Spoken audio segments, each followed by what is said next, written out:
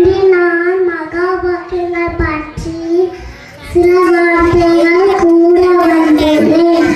வேதங்களில் ஜீவாத்மா பரமாத்மா உறவை தெரிவிக்கின்ற அனைத்து வாக்கியங்களும் மகா வாக்கியங்கள். மகா வாக்கியமாக குறித்துள்ளது.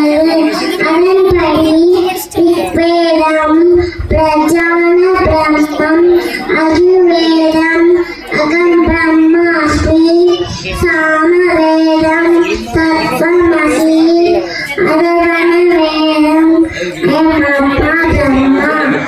இந்நான்கின் பொருள் உணர்வை என்கிற அறிவு பிரம்ம. நானே பிரம்மம், அது நீ ஆகிறாய்.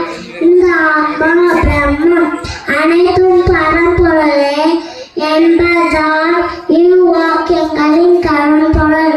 அனைவருக்கும் நன்றி.